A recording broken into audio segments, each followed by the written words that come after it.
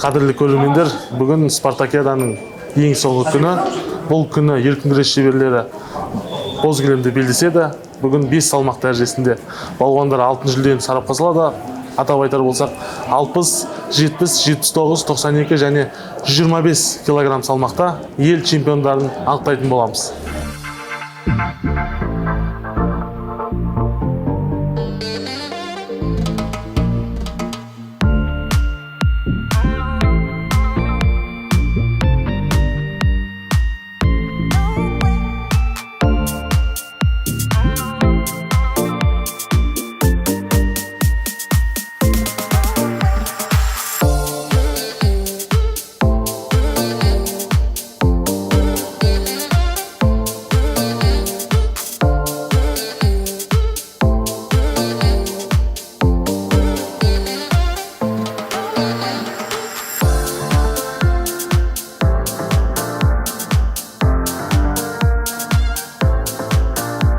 Жалпы спартакиаданың деңгейі қалай өтуде? 4 жылда бір келетін. Ассалаумағалейкум, қазақ елі. Енді осы жылы өте жоғарғы деңгейде өтіп жатыр. Жас балуандар өте жақсы өнер көрсетуде. Былай қарасам, кеше 65 килограммда да, 74 килограммда да жақсы новыйдан балалар шығып жатыр. Өте қуаныштымын балалардың тәжірибелері өсіп жатқанға. Енді осы еркін күрестегі спартакиаданың ең басты сенсациясы бауырың Данияр Қайсановтың жеңісі мен сенің жеңісіңді қазір бүкіл қазақ елі талқылап жатыр. Жартылай финалда сен 74 килограмм салмақтағы кешегі ел чемпионы Дархан Есенғалиден жеңілдің. Не жетіспеді жалпы Нұрғожа? Осы чемпионаттың алдында сбор өткіздік. Россияда Осетия қаласында. Кішкене нагрузка алдық, содан кейін. Соның восстановление азда болып қалды деп ойлаймын өзім. Өйткені каждый схватка сайын аяқ қолдарымыз талып, дұрыс күресе алмай жаттық. Енді Есенғали бүгін енді қарасам өзім жақсы набирать етіп, мынандай желаниемен күресті. Енді кеше Дарханның сұхбатында да естідік. Осы уақытқа дейін сенен 4 рет жеңілген екен чемпионатта. Енді одан кейін 3-ші орынға таласта қызылордалық Қанат Мұсабековпен белдестің. Ол белдесу қалай болды? Не жетіспеді тағы да? Оған да сондай бір дұрыс настрой қоймай шығып кеттім де. Содан кейін жеңіліп тұрмын деп ойлаймын өзім.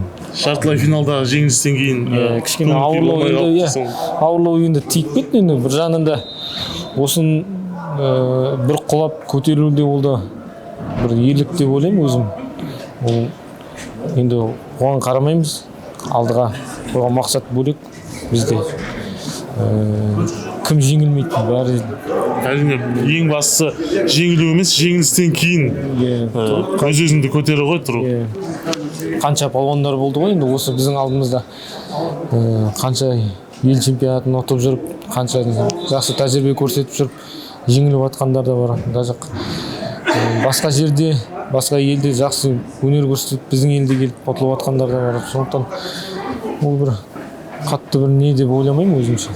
Енді біздің каждый спортсмен осыны біледі ғой. Құлап тұруды, оны қалай екенін. Енді бұл да бір жағынан енді сен үшін сәл жағымсыз болғанымен еркін күрестің деңгейін тағы да Қазақстандағы көтерілу деп түсінуге болады. Қарсыластар жыл сайын мықты болып келе жатыр. Соперниктер өте 74 килограмм ең мықты салмақтардың бірі ғой, әлем деңгейде. Өйткені онда физикалық тұрғыда, функционалдық тұрғыда соперниктер бәрі бірдей болып келеді. Сондықтан оңай соперник болмайды деп ойлаймын өзім ойымша. Өте дұрыс айтасың. Енді Нұрғожа, жалпы алдыға жоспарлар қалай? Енді сені ұлттық құрамада көре аламыз ба, әлде қалай болады екен? Бұнымен ғана тоқтап қалмаймыз ғой. Бүгін ғана жеңілдік, ертең болды деп. Конечно, көресіздер, Құдай қаласа. Алдыға қойған мақсат бөлек. Жетеміз иншалла. Енді сен үшін алдағы жарыстардың ішінде қайсысы маңызды? Азия чемпионаты ма, әлде әлем чемпионаты ма? Әрине әлем чемпионаты ғой маған маңызды. Өйткені әлем чемпионатын ешкім ұтпаған осы уақытқа дейін. Енді Азия чемпиондары бар ғой осы уақытқа жетіп жатқан балуандар. Енді әлем чемпионатын жеңу ол бір тарихи не деп ойлаймын да. Қазақ үшін алынбай жатқан белестердің бірі ғой енді. Соны деп ойлаймын. Соған жетіп кетсек, Құдай қаласа өте жақсы болар еді. Барлығымыз тілекшіміз. Енді келесі жылы төрт гүлдіне көз тіккен Олимпиада мен мұндалап тұр. Жалпы Олимпиадаға бару жоспарда бар ма? Әрине жоспарда бар. Енді оған дұрыстап тұрып дайындаламыз. Енді осылай кешегі келген состояниемен енді болмайды. Енді осы жылы уже ойланып күресу керек уже. Олимпиада енді каждый нәрсеге бұрай бермейді ғой. Сондықтан оған да бір қателіктерді кешірмейді. Оған дейінгі жұмыстар бәрі соның бәрі есептеледі ғой Олимпиадада. Кім баратын, кім бармайтын. Сондықтан көре жатамыз Құдай қаласа. Өте дұрыс айтасың. Енді бүгін еркін күрес балуандар тағы да 5 салмақ дәрежесінде бәсекелеп жатыр. Бүгін сенің келуіңе тағы да бір себеп, туған бауырың белдесіп жатыр. Қалай? Бүгінгі 79 килограмм, 70 килограммдар, 125-те Әлішер дейтін досым күреседі ғой. Солардың келіп поддержка беріп деген сияқты. Енді олар да мен кеше күресіп отқанда маған келіп поддержка беріп жатыр ғой. Құрамадағы әріптестер дейсің. Әріптестер. Енді біздер бір үйдің баласы сияқтымыз ғой, бәріміз. Кім ұтылсын, мен енді ешкімге жаман деп ойламаймын. Дархан да кеше күнге дейін бір жақсы болған ғой. Бір-бірімізге жақсы доспыз деп айтамын. Ол да бір сәтімен осы чемпионатқа жақсы дайындықпен келді. Ол да бір еңбектеніп осыған жетті деп ойлаймын өзіме. Әрине өте дұрыс айтасың. Енді бауырың жайлы айта кетсең, қалай белдесіп жатыр? Бағана бірінші күресіп шықты, енді төртте төрт ұтты. Енді білмеймін, ары жаққа қарай көреміз Құдай қаласа. Енді сәттілік. Нұрғожа, сен Солтүстік Қазақстан облысының атынан шығып, сол облыстың намысын қорғаудасың. Жалпы Солтүстік Қазақстан облысының балуандарының шабысы қалай? Өте жақсы. Қазір менің салмағымда 5 балуан бар. Енді қазір кеше 2 адамнан болғаннан кейін екеуі 79-ға, екеуі 70-ге қосып кетті да. Қуып салмақ қуып. Негізі өзім салмағымда 5-6 балуан бар. Қазір 74-те. Менің уже тақтырсет деп ойлаймын оларда. Енді Нұрғожа, ұлттық құрамада жүргеніңе көп уақыт болды. Кешегі бәсекеде сен үшін басқа салмақтарда, енді өз салмағында түсінікті ғой, басқа салмақтарда көзге көрінген жас балуандар бар ма? Кеше Сайбатал Рифат етқан бір Санжар Мұхтар деген балуан бар. Кеше күресіп шықты. Өте тәжірибелі, өте құтты физикалық тұрғыда өте мықты балуан екен. Жамбылдық балуан. Қатаспасам, ол ең алғаш рет ел чемпионы болып тұр, бірінші рет болып. Жас балуан өте. Енді оған да жақсы белестерді тілейміз Құдай қаласа. Алдағы уақытта біздер енді кім жеңді, сол енді соған көмектесуге тырысамыз өте. Өйткені бір-бірімізге поддержка бермесек, біз ел болмаймыз деп ойлаймын. Енді одан мынандай жерлерде де японецтар бір қарасын, бір-біріне поддержка беріп, россиянецтар да болсын көмектесіп жатады да осындай бірінші балуанға. Сондықтан бізде атсалысамыз деп ойлаймын осы жерлерде. Өте дұрыс айтасың. Енді сен құрамада, әлемдік ареналарда қанша жыл өнер көрсетіп жүрдің. Жас балуандарға сенің ақыл кеңесің, тәжірибең, психологиялық даярлығың міндетті түрде керек болады деп ойлаймын. Енді бүгінгі 5 салмақ дәрежесінде қандай мықтылар бар, қандай жастарды байқап жатсың? Енді қазір көрген жоқпын, әлі енді келген ғой. Бауырым схваткасын көрдім, соны подготовка жасатып отыр. Енді ары қарай қарайтын уақыт болмай жатыр да. Енді бүгінгі мықтылардан кім бар? Ұлттық құрамада жүрген? Ұлттық құрамада жүргенде Ерғали Әлішер, Болат Сақаев, Ергеш Дәулет, солардың схваткалары бір қызық болады деп ойлаймын.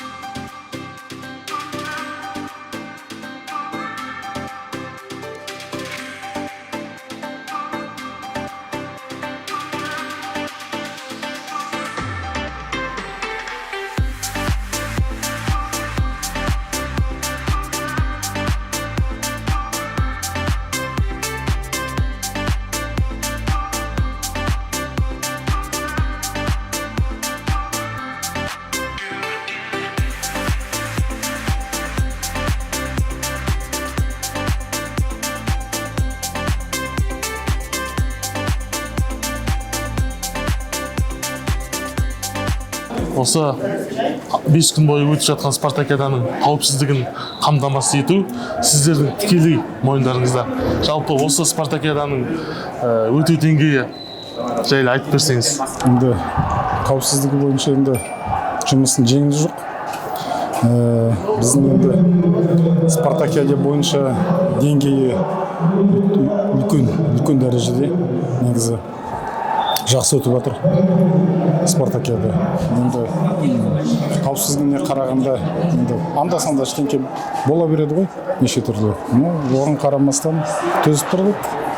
Құдайға шүкір, бүгін 5-ші күн аяқталайын деп жатыр. Біраз негізі тек қана жаңағы ойыншылардың емес, мына күресіп жатқан дәрежені көтеретін негізі біздің мәдениетіміз.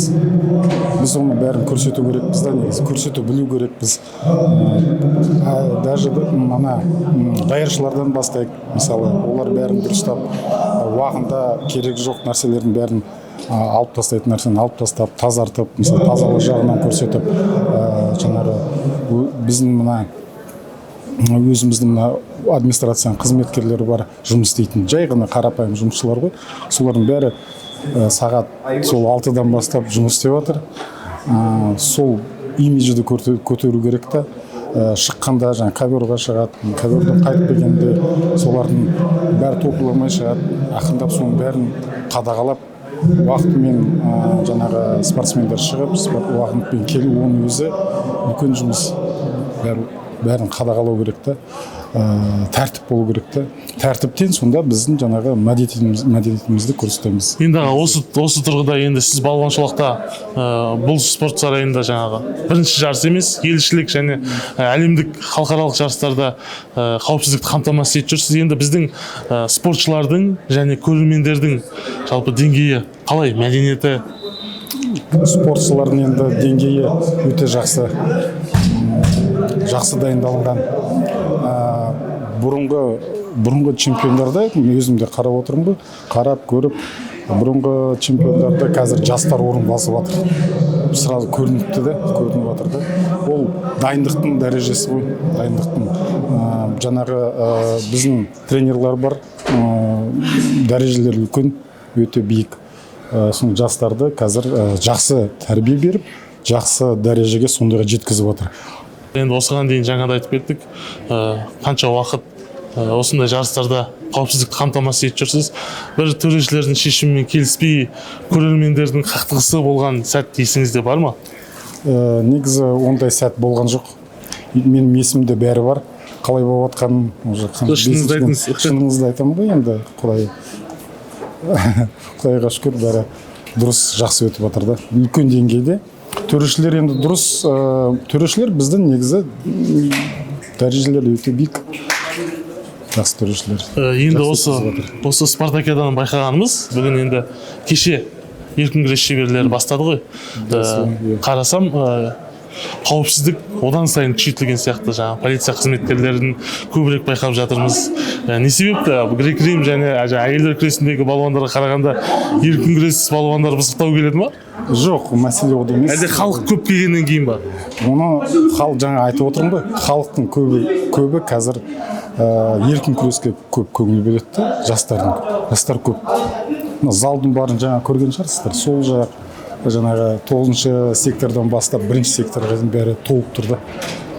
Бұл біздің жастарымыздың жаңа еркін күреске деген құштарлықтары ғой. Жақсы.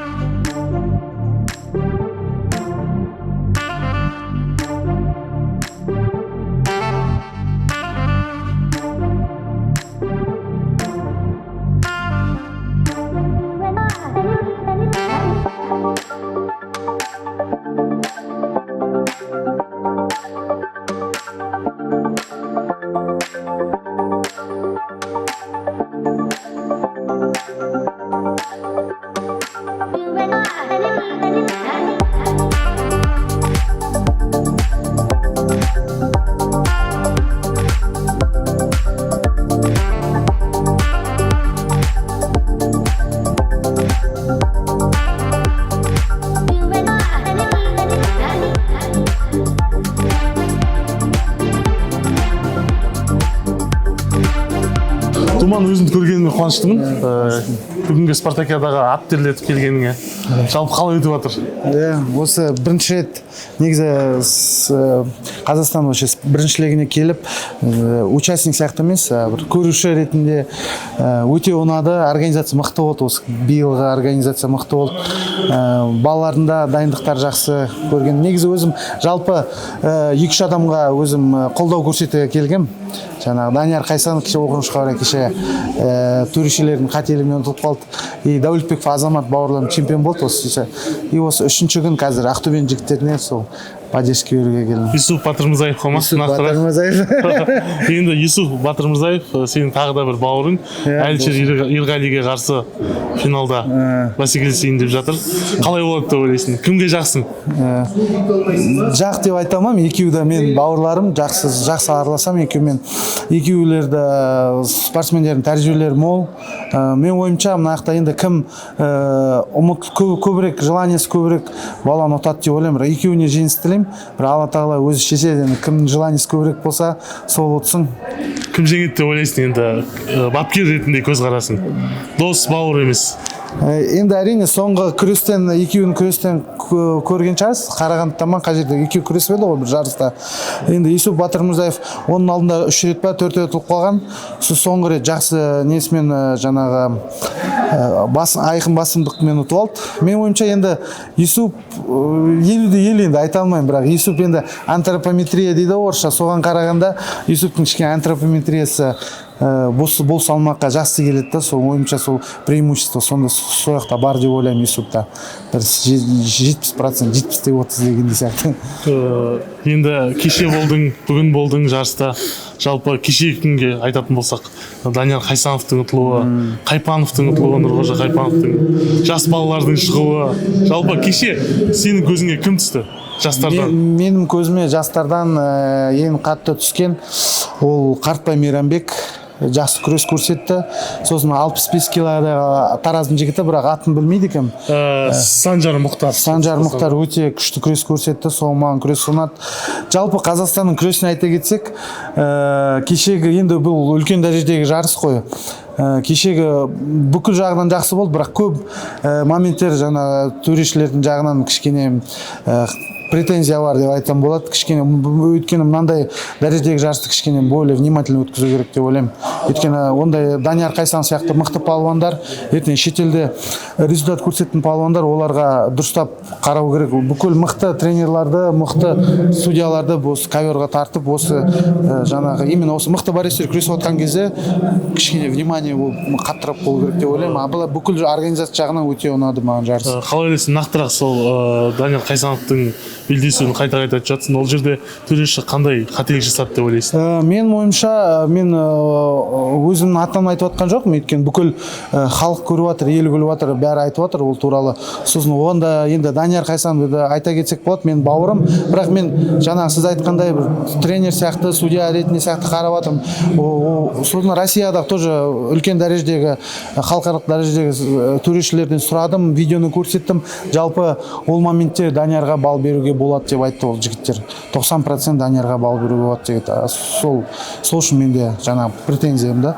Басқа ол Даниярды айтпай қояйық, кеше көп спорлы моменттер болды. Есіңде ме, мысалға қай сәттер?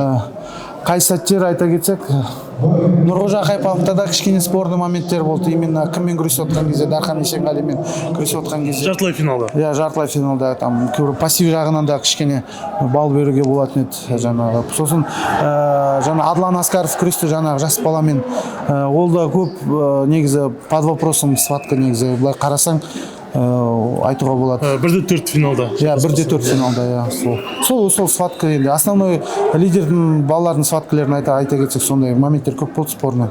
Енді бүгінгі күннен көзіңе жалпы көрінген жастар бар ма?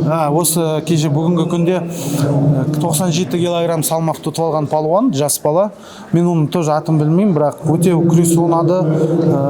Арғалай жүрісі, жаңағы күш жігерлігі өте мықты болды. Ұнады маған соның күресі. Жеңіске деген құштарлығы, жігері, характері, жаңағы үлкен жақсы борецтер Мамед Ибрагимов тәжірибелі палуандар болды ғой, соларға қарамай өзінің жаңағы жігерін көрсетіп, жастықты не істеп, білдіртпей жақсы күрес көрсетті кеше 97 кг. Негізі 97 кг Қазақстанда жақсы салмақ, өте бұрыннан конкурентті салмақ деп айтсақ болады. Сол қазірдің өзі жақсы палуандар көп ол салмақта. Сол салмақта чемпион болу Қазақстанда ол жақсы нәтиже деп ойлаймын. Енді сенің тағы бір бауырларыңның бірі Азамат Дәулетбеков кеше өз салмағында чемпион атанды. Кеше Азаматтың барлық белдесуін көрдік.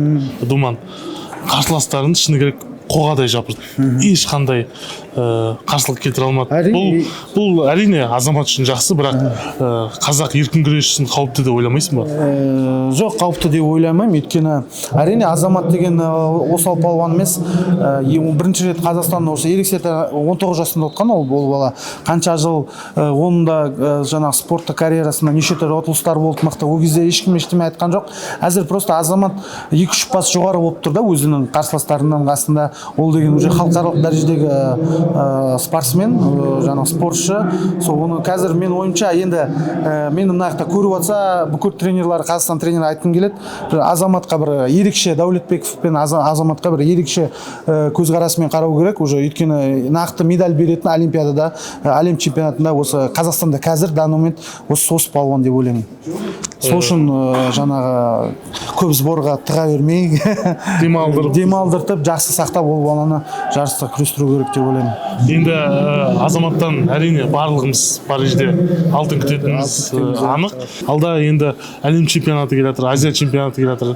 Еліміздің көк туын кімдер желбіретеді деп ойлайсың еркін күресте? Мен ойымша бүкіл балаларымыздың мүмкіндігі бар. Өйткені бүкіл балалар жастар көп. Жастардан енді ешкім ожидание күтіп үміт артпайды да, сол жастар көбінесе бір чемпион, бірақ әрбір қазақтың баласында шанс бар. Азия біріншілігін медальдар алып, бізде просто мен бұрында айтқандай системаны өзгерту керек болды. Например, кешегі даже қыздар күресінен айта кетсек, Елена Шалыгина 10 жыл бұрын күрес тастап, кеше 10 жылдан кейін келіп чемпион болып жатыр да. Сол үшін ол деген не деген сөз? 10 жылдың ішінде біздің қазақтың күресіне қыздардың арасында өзгермеген деген сөз ғой. Сол үшін да ол да ерекшеліктер арасында да арналады. Кеше көп балалар менімен бірге күресіп жүрген біздің жасы үлкен балалар жастарды ұтып жатыр да, айқын басымдықпен. Сол үшін мен ойымша ол деген үлкен звонок да, қоңырау да, ол ойлану керек. Неге біздің қазір осындай моменттерде жастар неге ұтылып қалып жатыр? Неге бізде қазір көбірек жастар болмай жатыр? Неге осындай, жалпы ол проблема деп ойлаймын. Сол үшін бүкіл тренерский жаңағы жұмысты басқаша қарап жұмыс жасату керек балаларды, менің ойымша. Грек-рим күрес палуандарының белдесуін көрдің ба? Жоқ, грек-римді тек Инстаграмнан көрдім. Өзім нақты сол Алмат Кебесбаевтың күресін ғана көрдім Инстаграмнан. Соның күресі ұнады. Еткенде Алмат Кебесбаев мықты дәрежедегі спортсмен қойған, әңгіме жоқ. Өзің барлығы біздің Береннің көрермендері біледі, Эквадор құрамасының бас бапкер екеніңді. Ол жақтағы жұмыс қалай өтіп жатыр қазір? Ол жақтағы жұмыс өте жақсы өтіп жатыр. Қазір осы уақытта мен виза жағынан проблема отыр. Сол виза жағын дұрыстап, қайтадан сол елге бір 2-3 айдан кейін оралуға ниетім бар, қайтадан жұмысқа кірісуге. Бұйыртса онда сен әлем чемпионатында, Азия чемпионаттарында Эквадор құрамасын әлем чемпионатын көрмеймін, бірақ Олимпиада құдай қаласа сол уақытта көресіз ғой. Мен тренер ретінде, бапкер ретінде біздің балалар, мен дайындап отқан балалар лицензия алса, құдай қаласа Олимпиадада кездесеміз. Бұйыртса онда финалда жолығайық. Сонымен достар, Спартакиаданың ең соңғы күні еркін күрес балуандары 5 салмақ дәрежесінде белдесті. Барлық финалистер анықталды. Атап айтар болсақ, 61 кг салмақта Алматы облысының намысын қорғаған Өсімжан Дастанбек Түркістан облысынан келген Нұрболат Абдуалиевпен финалда күресетін болады. Ал 70 кг Алматы қаласының палуаны Егор Анчугин Астанадан келген Санжар Досжановпен алтынды сарапқа салады. 79 кг Жамбыл облысының балуаны Нұрдәулет Қуанышбай Атыраудан келген Болат Сақаевпен белдеседі. 92 кг Алматы қаласының тағы бір өкілі Ризабек Айтмұхан Павлодар облысынан келген Абдыманап Байгенжеевпен ел чемпиондығын сарапқа салады. Ал осы Спартакиаданың соңғы финалында 125 кг жамбылдық Әлшер Ерғали мен Ақтөбеден келген Юсуф Батырмырзаев белдесетін болады. Бізбен бірге болыңыздар.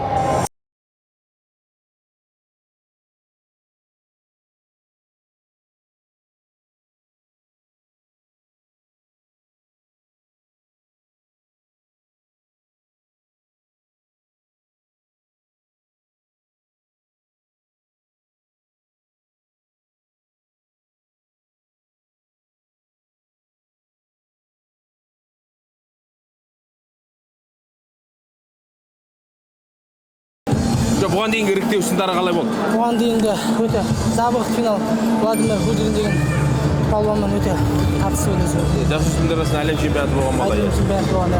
Қандай тактика дайындалып едіңдер оған? Оған сол өте зірімде мықты жігіт. Защита, основной защитамен өзін күтіп алу деген тактикасын қолданды.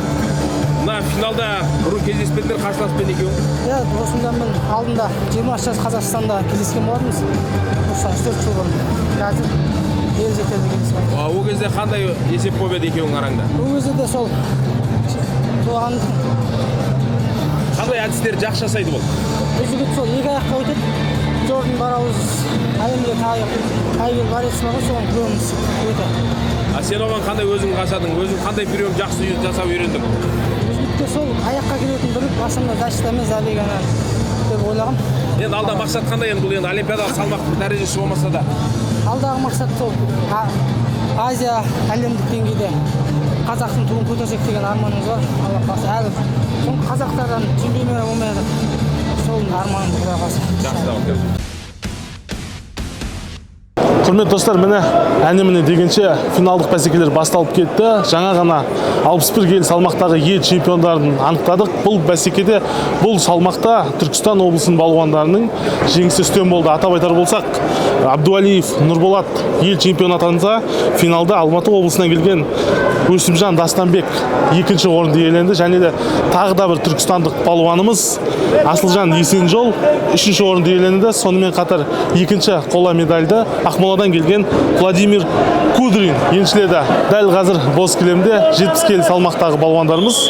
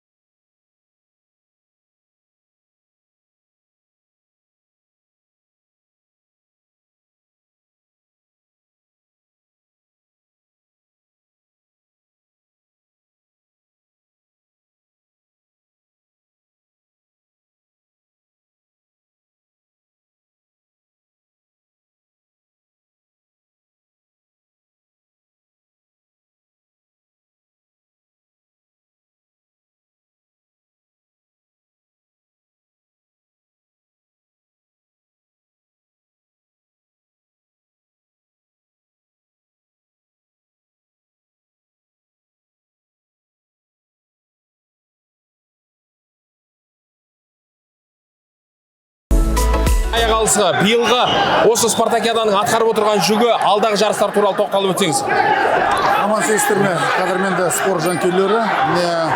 Оңтүстік астанамыз Алматы қаласында ақпан айының 3-7 аралығында Олимпиада бағдарламасына кіретін күрестің үш түрінен Қазақстан Республикасының жазғы спартакиадасы өз мәресіне жетіп жатыр. Енді 620 палуан күрестің үш түрінен өнер көрсетті. Грек-рим еркін күресте 20 облыс палуандары болса, ал әйелдер күресінде 14 облыстың палуандары өнер көрсетті.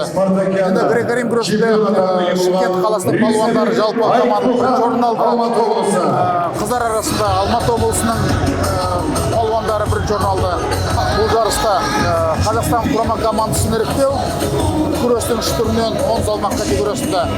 Биыл енді біздің алдымызда тұрған басты жарыстар бұл қыркүйек айында өтетін 4 жылда бір рет өтетін құрлық олимпиадасы жазғы Азия ойындары 6 салмақ категориясында өтеді. Және де Сербияның Белград қаласында өтетін кезекті әлем чемпионаты ересектер арасындағы. Бұл жарыс жай емес, екі жарыстың өзінің маңыздылығы бар. Енді әлем чемпионатында біз алғашқы 5-ке енген палуандарымыз келесі жылғы олимпиада ойындарына жүлдеме алады. Бір жылдан астам уақыт қана қалды олимпиада ойындарына. Әлі де кемшіліктеріміз жоқ емес бар. Сол кемшіліктермен біз жұмыс жасауымыз керек. Осы үш құраманың аға жаттықтырушыларымен, басқа жаттықтырушылармен біз жиналыс өткізіп, дайындықтарымыз туралы шешім қабылдадық. Қай бағытта қалай дайындаламыз, қай салмақ категориясында палуандарды қалай дайындаймыз, қай жарыста осы наурыз айында өтетін Азия чемпионатына осы халықтар спартакиадасындағы жеңімпаз болған балуандарымызды апарамыз. Жалпы қандай приоритет беріп отырсыздар? Азия ойындарына бірінші нөмірлер бар ма, жоқ әлем чемпионатына бірінші нөмірлер бар ма? Біздің еліміз үшін, министрлік үшін, спорт министрлігі ең басты мен ойлаймын Азия ойындары. Бірақ та былай қарасаң әлем чемпионатына да, Азия олимпиада ойындарына да жүлдемелер алу керек. Екі жарысымызда өте маңызды жарыстар. Енді жаттықтырушылар да ауыр болады, палуандарымыз да ауыр болады. Кейбір палуандарымыз екі жарысқа да қатысуына тура келеді. Өйткені бізге жеңістер керек, ең бастысы. 5 күндік спартакиаданың барлық күндерінде осында болдыңыз. Спартакиаданың деңгейі жайлы айтып берсеңіз, қалай өтуде? Ассалаумағалейкум. Қош көрдік бәріңізді. Мынау енді бұл сразу кеп жарысқа кеп спартакиаданың Қазақстан Республикасының спартакиадасын қалай өтуі туралы әңгіме айтатын болсақ, қазір мен сол баяғы замандағы мен қазіргі заманның, енді баяғы заман деген ол 2000 жылдардың заманы мен қазіргі замандардың екеуін салыстырғанда, енді мынау әлемдік деңгейде деп айтсақ та шатаспаймыз. Өйткені біз ол кезде сол заманда чемпионат Қазақстандарға кішкене залдарда осындай көрермендер сыймай сондай чемпионаттар болатын сол заманда.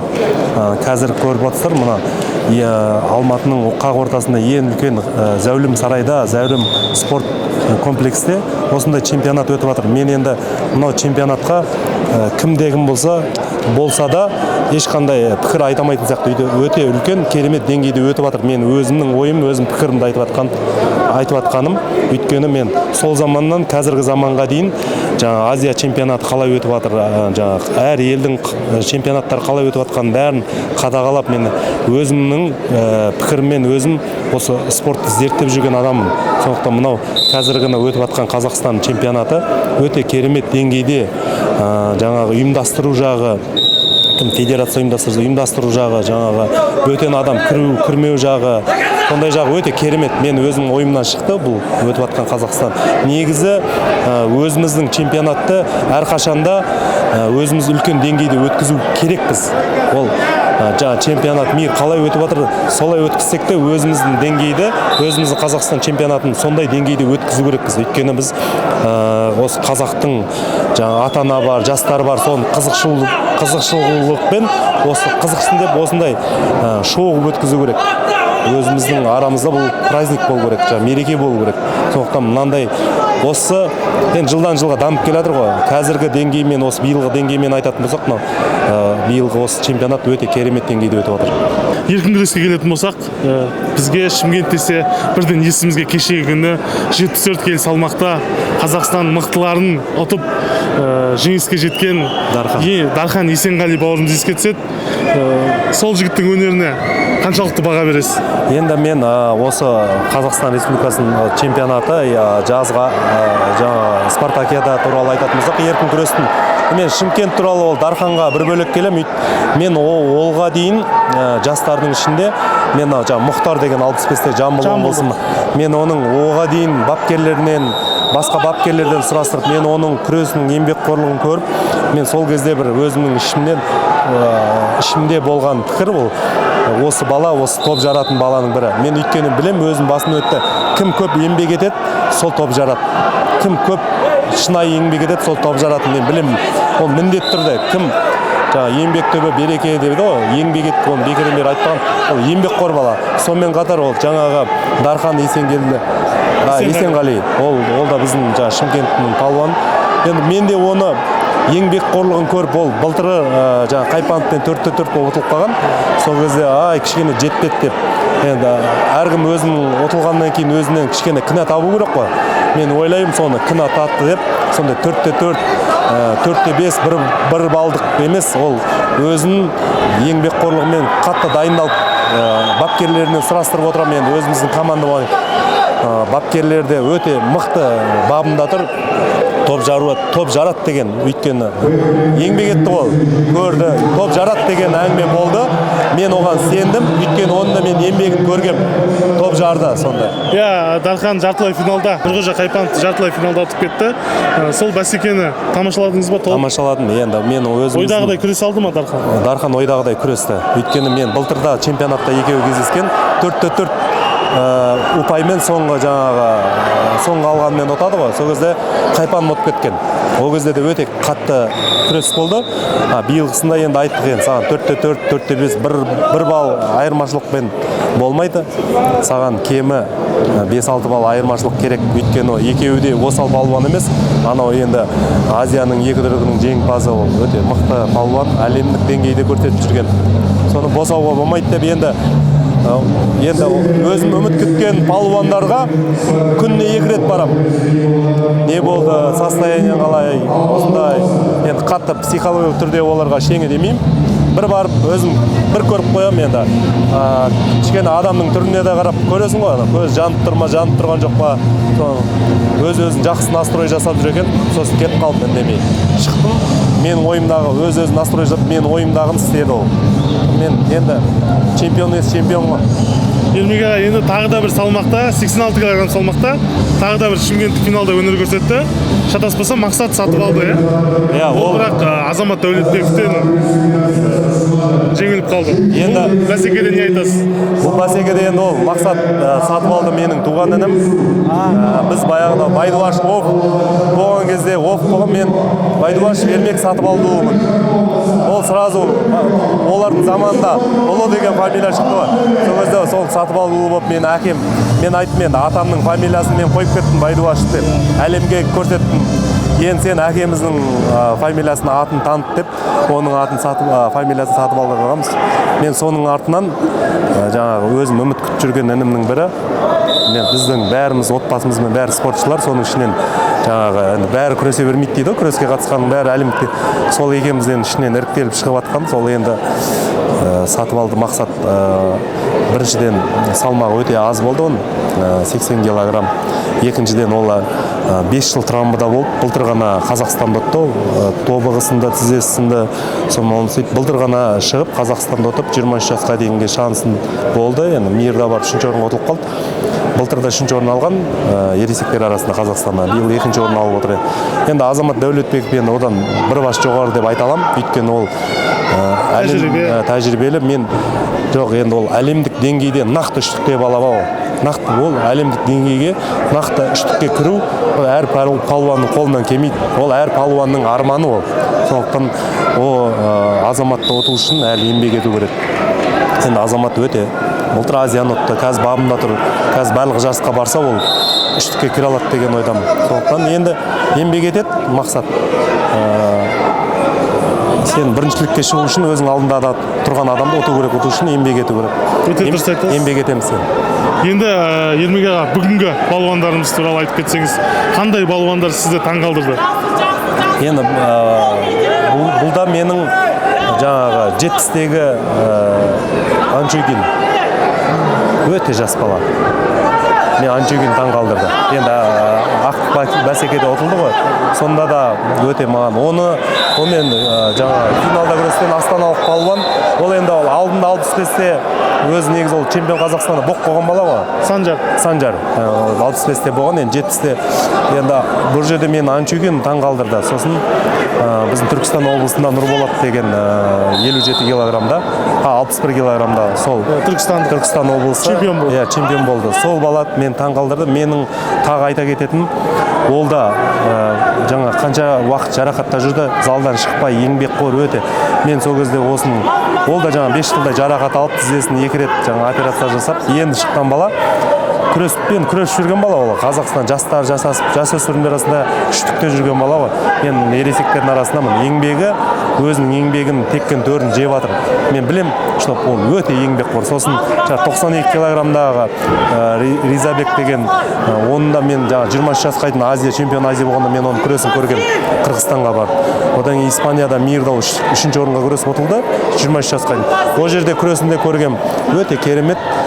Анандай болады ғой. Палуандар, қазақтың баламыз, общий палуандар, отам деген бірдеңеге жетем деп көз жанып тұрады ғой. Тура сол бала сондай көз жанып. Ризабек шатаспасам 2004 жылғы бала, 2003 жылғы бала. Небәрі 20-да. 2004 жылғы жаңа Анчуген болды. Сол осындай енді демек жастарымыз өсіп келе жатыр.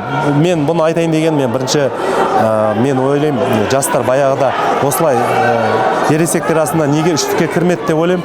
Ол кезде енді бапкерлерден деп ойлаймын. Бапкер заман сондай болды ол кезде. Қазіргі бапкерлер енді шынайы бапкерлер бар, который жаңа Жамбыл облысында Руслан деген бала бар, қанша бала дайындап тастады. Қазіргі мына жердегі өнер көрсеткен медаль алған балдардың бәрі соны оқушылар деп, көбісі соны оқушылар деп естідім, мен білем, ол еншек қасымызда жүрген бала. Сол сияқты қазір бапкерлер де бір-бірімен жаңағыдай конкуренция болып, бапкерлерде жақсы оймен, қазір адамның ақыл ойын бәрі басқаша ғой, 21 ғасыр болғаннан кейін еңбек етсең, соның жемісін жейсің. Сондықтан бапкерлерде дұрыс еңбек етіп жатыр деп ойлаймын. Осындай жастарды осындай деңгейге шығарып жатыр. Өте дұрыс айтасыз, Ермек аға. Бүгінгі бәсекелерде қарап отырсақ, жамбылдық балуандар әр салмақ дәрежесінде үштікке кіріп жатыр. Және де жамбылдық балуандардың қазір көрермендер, осы ұйымдастырушылар, бапкерлер тәнті болып жатыр. Олардың мінездеріне ұтылып жатып, жеңісті жұлып алып кетіп жатыр. Жаңа сіз айтқан балуандардың барлығы. Жалпы осылай балуандарға мінез беру үшін бапкерлер не істеген дұрыс? Енді бұл бапкер деген психологиялық тұрғыда олар психолог болу керек. Олар барлық жағынан болу керек, бапкер деген. Қай уақытта жаңа қатты нагрузка беру керек. Профессиональный подход дейді ғой. Сондай профессиональный подход жасап, мен білем, что еңбектен ешкім өлмеген, еңбек етуден. Еңбек ету керек. Еңбектен ешкім өлмеген, ешкім қатты қиналмаған. Кім еңбек етіп жатыр, солар осында жеңіске жетіп жатыр. Бапкерде и спортшыларда. Солай өзім пікірім, өзім ойым осындай.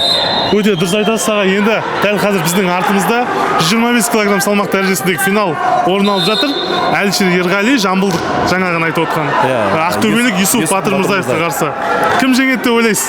Енді бұл жерде бұларға бірдеңе деп айта алмаймын, өйткені екеуі де осал балуан емес, екеуі де бір-бірінің қыр-сырын біледі, екеуі де бір-бірін кезек ұтып келеді бала. Енді екеуінде айтатын болсақ, екеуі де қазақтың нағыз батыр палуаны, көрсең сүйсінесің. Енді қазір мен бұлар екеуін де мақтай алам, екеуін де ештеңе дей алмаймын. Сондықтан қазір жарыс біткеннен кейін оны көре жатармыз. Өте көп рахмет Ермек аға. Соңғы сұрақ. Жалпы әлемдік ареналарда ертең бұйыртса алда әлем чемпионаты келе жатыр. Азия ойындары, бір жылдан кейін Париж олимпиадасы менмұндалап тұр. Еркін күрес шеберлерінен біз кімдерді көруіміз мүмкін? Енді бұл жерде чемпиондық белдесулерде үздік үштікте. Бұл жерде енді бізде жаңағы конкуренция дейді әр салмақта. Мен ойлаймын, қай салмақта конкуренция көп, сол салмақтан нәтиже үміт күтуге болады деймін. Оның ішінде бізде жаңағы 74-міз өте керемет, конкуренция көп ішінде. Білесіз жаңағы Қайпанов, Қайсанов, олар өте әлемдік деңгейде жүрген балдар. Осындай конкуренциясы көп салмақ, сол жаңағы олимпиада, әлемдік деңгейде, азиялық деңгейде солар нәтиже көрсетеді деп ойлаймын. Енді бізді көп салмақта жаңағы конкуренция жоқ. Енді мен оларға ештеңе демеймін, оларды бәрін бір Аллах біледі, бірақ өзім ойым, пікірім. Құрметті достар, 5 күндік спартакиаданың ең соңғы белдесуіне де келіп жеттік. 25 кг салмақта Жамбыл облысының балуаны Әлішер Ерғали, ақтөбелік тағы бір балуан, мықты балуандардың бірі Юсуф Батырмырзаевқа қарсы. Белдесуде есеп әзірге 1-1. Небәрі 18 секунд қана уақыт қалды. әзірге жеңімпаз болып соңғы балды алған Әлішер Ерғали еді. Сол үшін Юсуф қазір барынша шабуылға шығуда. Міне өздеріңіз көріп тұрғандарыңыздай. Соңғы уақытта Юсуф Батырмырзаев 2 бал алып, жеңісті жұлып алуға даяр болып тұр. Жоқ, 2 бал емес. Қапталдағы төрешілер 4 балды көрсеткен екен. Міне 2 секундтан кейін Юсуф Батырмырзаев Спартакиаданың чемпионы атанбақ. Міне достар, белдесу аяқталды. Юсуф Батырмырзаев 25 килограмм салмақта Спартакиада чемпион атанды. Өзінің ұлттық құрамадағы әріптесі Әлішер Ерғалиді ақтық сайыста жеңіп Спартакиаданың алтын жүлдесін алды. Чемпион атағына ие болған Юсуф Батырмырзаев, Ақтөбе облысы. Біз Юсуфты шын жүректі құттықтаймыз. Әлемдік аренада қазақ елінің туын көкке көтерсін деп тілейміз. Финалдық бәсеке қалай өтті? Соңғы сәтте жеңіс жұлып алып кеттің. Мен дайындалдым сол 6 минутқа күреске. Сол алап қалумен сол шығып кетті. Жақсы подготовку прошли. Мына жарысқа Владикавказда болдық, личный тренинг. Сосын Ақтөбеде болдық, өзімнің городымда. Той дайындалып келдім, альхамдулилля. Алап қалумен. Енді осы Спартакиаданың басында сен сұхбат берген едің. Менің салмағымдағы ең басты бәсекелестердің бірі Әлішер Ерғали деп. Жалпы ойындағы белдесуді көрсете алдың ба финалда? Он непростой соперник, он очень хороший парень. Мне приятно с ним делить ковер. До этого был Олег Болтин, с ним тоже много мы боролись. Но я хочу, чтобы лучший представлял эту страну на Олимпийских играх, на чемпионате мира. Кто суждено, тот поедет. Енді соңғы сұрақ, алдағы уақытқа жоспар қалай? Сен үшін әлем чемпионаты маңызды ма, әлде Азия ойындары ма? Білмеймін, тренерский состав шешеді оны. Тренерский бірінші Азия. Содан кейін уже көреміз иншалла. Көп рахмет.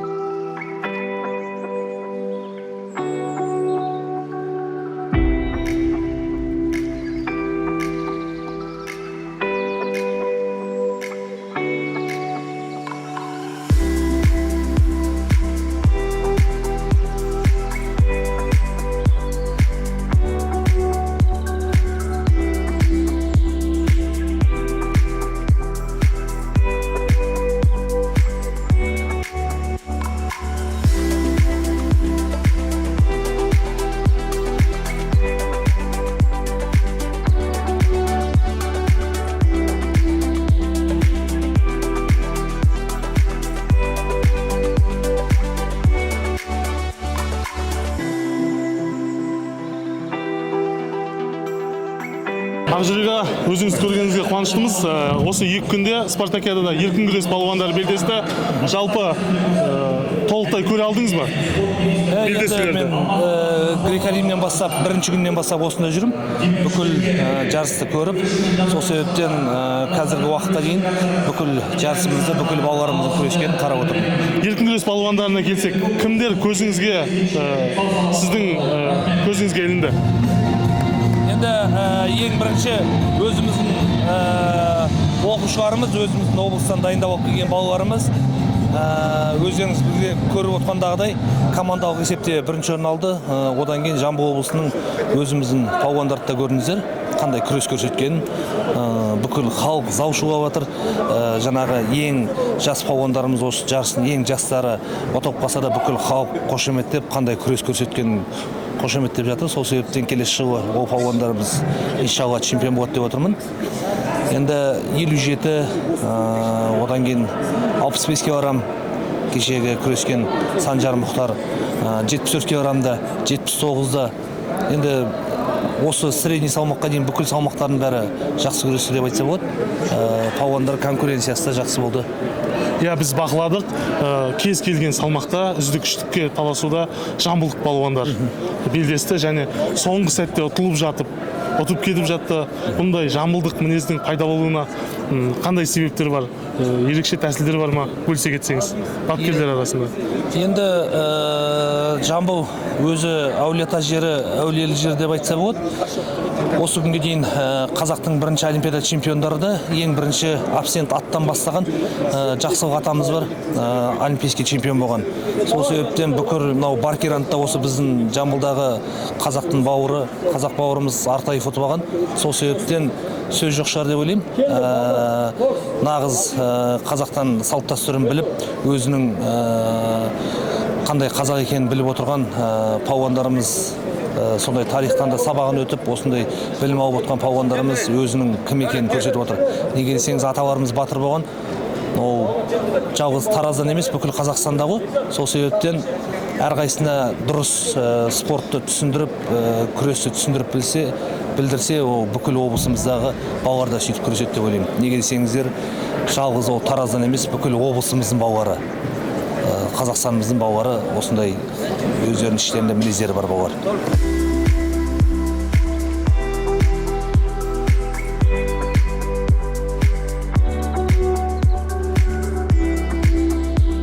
Руслан мырза, сіздер Жамбыл облысы өзгелерден оқпай оза шығып еркін күресте чемпион атандыңыздар. Жалпы қорыта келгенде спартакиада қалай өтті? Айта кетсеңіз. Спартакиада биылғы жылға өте жоғары деңгейде өтті. Мынау жарыстық атмосфераны балуаншылықты өтіп жатыр. Мынау көрермендер, нелер жақсы, өте мықты сатылар өтті, мықты дәрежеде өтті жалпы. Енді Руслан мырза, осы соңғы 2 күнде жамбылдық балуандар көрермендердің, жалпы ұйымдастырушылардың, бапкерлердің көзіне ерекше түсті. Тіпті ұтылып жатқан сәттерде, соңғы сәттерде соңына дейін күресіп жеңіске жетті. Атап айтсақ болады, жалпы әр салмақта сіздердің бір-бір балуандарыңыз үздік-үштікке таласты. Кейбір салмақта 2 балуандарыңыз жалпы үздік-үштікпен көрінді. Бұның сыры неде? Бөлісе кетсеңіз. Бұның сыры енді біз мынау осы қаңтар айында біз осы спартакиаданың алдында Дагестан мемлекеті жаңағы Хасавюртта болдық. Дайындығымыз өте жақсы болды. Әлем чемпионы, олимпиада чемпиондарымен, 10 шақты әлем чемпиондарымен бірге біріккен оқу-жаттығу жасадық. И осының қорытындысы мына жерде көрініп тұр. Бабына сай болып, соңғы секундтарда есені жоғарылап шығарып отты балалар. Сол жаңа дайындығымыз дұрыс болды. Офпысын бәрін уақытылы таулы аймақта сборларымыз оқу-жаттығу өте жақсы өтті. Балалар жақсы дайын болып келді. Енді жеңімпаз атанған шәкірттеріңізге жекелей тоқтала кетсеңіздер. Мынау енді Қалжан Рахат өте тәжірибелі палуан, білесіздер. Биыл 2022 жылы Азия чемпионатының күміс жүлдегері, Қазақстанда 3 дүркін жеңімпазы. Ол тәжірибелі, ол ұтатынына біз сенімді болдық.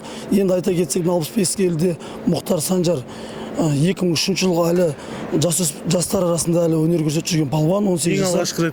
Ең алғашқы рет ересектер арасында жеңімпаз болып отыр. Ол былай айтқанда сенсация жасап отыр бүгінгі таңда. Білесіздер, өзінің 65 келі әлемде де және Қазақстанда да конкуренция өте мықты. Сол жерде мықтылардың мықтысын ұтып жеңімпаз атанып, өзінің мінезі барының болашаққа олимпиада, әлем чемпионатында осы еліміздің намысын қорғайды деп өзін дәлелдеді бүгін. Сол өте қуаныштым. Мынау 79 келін айта кетсек, Ергеш Дәулет былтырғы 2022 жылғы Испанияда өткен 23 жастар арасында әлем чемпионатында 2-ші болған. Және бір апта өте кетпес, одан кейін ноябрь айында Дінмұхамед Қонаев атамыздың жүлдесін жеңімпаз болған. Енді ол палуанымыз бір моменттер жіберіп қойды. Болат Сақаевпен Қонаев кездесіп ұтқан едім 1,5 ай бұрын. Енді бұл күрес бірде жеңіледі. Осы жолы Сақаев жағында болып тұр енді. Ал ол 3-ші орын алды, Ергеш Дәулет. Ал ақтықсында Қуанышбай Нұрдәулет, ол 2002 жылғы жастар арасында Уфада өткен 2021 жылы әлем чемпионаты 2-ші орын алды да алған. Енді мынау бірінші рет ересектер арасында өнер көрсетіп жатыр. Өте жоғары деңгейде көрсетті деп ойлаймын. Неге десеңіз, ол 2021-де Уфада өткен әлем чемпионатында күміс жүлдегер болған. Одан кейін ол тізесіне жарақатына операция, 2 операция. Одан кейін ол 1,5 жыл дем алды. Содан кейін мынау Қазақстан спартакиадамыз ең үлкен жарыстың бірі енді болып тұр. Бірінші жарысы ересектер арасында бірінші рет болып, ақтықсында өздеріңізді көргендей бір балға соңғы секундтарда беріп қойды. Өте жоғары деңгейде күресті. Қуаныштым. Ерғали Әлішерді айта кететін болсақ, 125-те. Ол өте жоғары дәрежеде күресті. Енді ол күрес жаңағындай соңғы секундтарда бақ шаба ма, бап шаба ма демекші, бүгін жаңағы сәл соңғы секундтарда есе жіберіп қойып отыр. Бірақ ол палуанымыз Азияда күміс жүлдегер болған ересектер арасында ол Олимпиада 2024-те Құдай қаласа әлі осы балуан біздің еліміздің намысын қорғайды деп ойлаймын. Енді жеңімпаздар жайлы айттық. Үміт ақталмаған, болмаса сәл жетіспей қалған шәкірттеріңіз туралы айта кетсеңіз. Енді айта кетсек, мынау 97 келіде Гафуров Юнус деген палуан өте сенім артып келген. Барлық бірінші айналым, екінші айналым, үшінші айналым бәрі өте тамаша болып келді. Жартылай финалға келген кезде ол бір есебімен ұтылып қалды. Соған ішім сәл қынжылап тұр. Ол негізі чемпион болатын деп есептеп келгем. Сол жерде жіберді. Үшінші орынға тура сол сәттегі уже жаңағы бір алам деп келген палуан жаңағы жартылай финалда жеңілгеннен кейін ба, психологиялық тұрғыда жаңағы сәл үшінші орынға уже басқаша уже настроениесі болмай жылап не қылғаннан кейін сәл күрес уже басқаша болды. Прогноз бойынша ол 97 килограммды ұту керек болған негіз. Сол сәл ойдан шықпады, сол 97 килограмм салмағымыз. Енді осы спартакиадада төрешілердің шешімдері қаншалықты сәтті шықты, жалпы барлық төрешілердің шешімдерімен келісесіз бе, әлде олқылып кеткен жерлер болды ма? Жоқ, жалпы әркімдікі өзіне дейді ғой, жаңағы барлығына көрінеді, маған бар сияқты деп төрешілер өте әділ өтті. Ризамын, уже биыл семинарлар өткелі неғанда ошибкалар аз болды, болмады да даже өте жақсы жоғары деңгейде өтті. Биылғына ұйымдастыру несі өте ұйымдастыру жағы мықты болды. Төреш жағынан болсын, жаңа балуандардың шығуы, салмақ өлшеуі бәрі ойдағыдай шықты, өте жоғары деңгейде өтті. Енді соңғы сұрақ, Руслан мырза, алдыға жоспарлар қандай? Алға Құдай қаласа мынау рейтинг газ 10-23 аралығында мынау Айба спорт базасында бізде мынау Египетте өтетін рейтинг турнирінің алдында ересектер арасында оқу жаттығу жөнелтеді. Соған дайындалып, Египтегі рейтинг жарысын биылғы 2023 сезон сол жерден сырттағы мемлекеттерді сояқтан бастамақшымыз. Одан ары кеткен Индияда өтетін апрельдегі Азия чемпионатына сол жерде намыс қорғаймыз. Соған жалпы жұмыс жасаймыз. 2 оқу жаттығу жөнелтеді, 1 рейтинг өтеді, одан кейін Азия чемпионатында Алла қаласа осы палуандар өнер көрсетеді. Чемпион болғандар.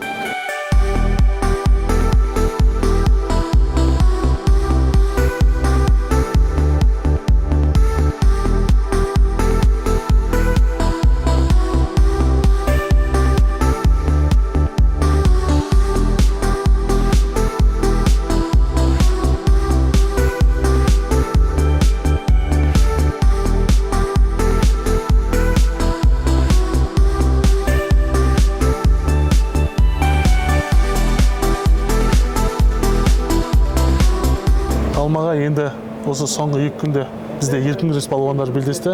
Сіз толыққанды барлық белдесулерді Қазспорт арнасынан жүргіздіңіз. Жалпы балуандарымыз туралы, жеңімпаздарымыз туралы қысқаша тоқтала кетсеңіз. Енді еркін күрес шеберлерінің бәсекесі де біраз қызыққа толы болды. 2 күн бойы еркін күрес шеберлерінің бәсекесін тамашалады. Қарап отырсаңыздар, 10 салмақ дәрежесі ғой. Мен бір қуантатын нәрсе, сол 10 салмақ дәрежесінің алтауында есімі бұрын көп атала бермейтін, көпшілік үшін беймәлім, бәлкім енді спорттың басы қасында жүрген адамдар бапкерлер білетін шығар, бірақ енді қалың көрермен білмейтін көптеген жанкүйерлер бұрындары есімін естімеген балуандардың жеңіс тұғырын ең биік сатысына көтерілу. Мәселен айтайық, 65 килода Санжар Мұхтар өте керемет, жамбылдық балуан бірінші орын алды. 74 кило Дархан Есенғалидің өнері ерекше ұнады бізге енді. Ол да бірақ енді оның алдында Қазақстан чемпионатында бірақ басқа салмақта топ жарған екен, бірақ осы жарыста тіптен енді Қайпанов сынды, соның тағы да басқа мықты балуандарды жолынан ығыстырып бас жүлдені иеленді. Бекзат Түркінбай 97 кило салмақта, оның да бас жүлдені иеленді. Нұрболат Әбдуалиев 61 кило салмақта топ жарды. Мысалы, бұрын шыны керек, мен спорт журналисті ретінде бұл есімдерді көп кезіктіре бермейтінмін. Санжар Досжановтың 70 кило салмақта топ жарғанына ерекше қуанып отырмын. Бұл спортшы кезінде енді қазір Ғалымжан Өсербаевтың қол астына жаттады. Кезінде бұл спортшыны жаттықтырған Самат Ерғалиев екен. Кезінде сол жастайынан баптаған екен Самат Ерғалиев, қазір енді Республикалық спорт комитетінің төрағасы, өздеріңіз жақсы білесіздер. Ризабек Айтмұханның 92 кило салмақтағы бұл керемет енді. Расында керемет өнер көрсетті. Бір саттық еді шегінбейді екен. Жаңа финалдық сайысында көрдім. 6-0 есебімен ұтып жатса да шабуылдап, соның қарсыласына 5 ұпай беріп қойып, тіптен қарсылас теңесуге шақ қалған сәтте Ризабек қаһарына мініп, осы балуан шолақ атында спорт сарайына жиған жанкүйерлерді, өзінің бапкерлерін, командалық әріптесін риза етті. Енді осы небәрі 20 жаста. Ал Ризабектің енді осымен шетеліп қалмай, күлі алаш жұртын, күлі қазақ жанкүйерлерін, күлі қазақ елін қуанса, соларды риза етсеген үлкен арманымыз, тілегіміз бар мына осындай жігіттер. Ал енді Рахат Қалжан 57 кило салмақта, Азамат Дәулетбеков 86 кило салмақта, Болат Сақаев 79 кило салмақта, және Юсуп Батырмырзаев 125 кило салмақта. Енді бұлардың жеңетіне ешкімнің күмәні болған жоқ. Бірақ енді Юсуп Батырмырзаевқа лайықты қарсылық көрсетті Әлішер Ерғали. Бірақ көрініп тұрды, сәл салмағы жетпейді екен. Бойының ұзындығы да Батырмырзаевтың байқалып тұрды. Оның үстіне Әлішер 97 килодан ауысты ғой. Екеуі де Олимпиада ойындарына қатысқан, Токио Олимпиадасына. Ол кезде Әлішер 97 кило салмақта қатысқан. Юсуп 125-те қатысты, бірақ екеуі біразға дейін тіресті, бірақ ең соңында Юсуп Батырмырзаев өзінің енді артықшылықтарын, енді салмағының артықшылығын, бойының ұзындығын барлығын ұтымды пайдаланып, жеңіс тұғырының ең биік сатысына көтерілді. Мына осындай нәтиже, осындай дәреже, сөйтіп еркін күрес шеберлерінің көрсеткіші бізді ерекше қуантты. Сонымен достар, дәл осы балуан шолақ спорт сарайында 5 күнге созылған күрес түрлерінен Қазақстан Республикасының 6-шы жазғы спартакиадасы өз мәресіне жетті. 5 күнде грек-рим еркін және әйелдер күресінің балуандары алтын жүлдені сарапқа салды. Дәл осы спартакиаданың орны ерекше, себебі осыдан соң ұлттық құрамамыз жасақталатын болады.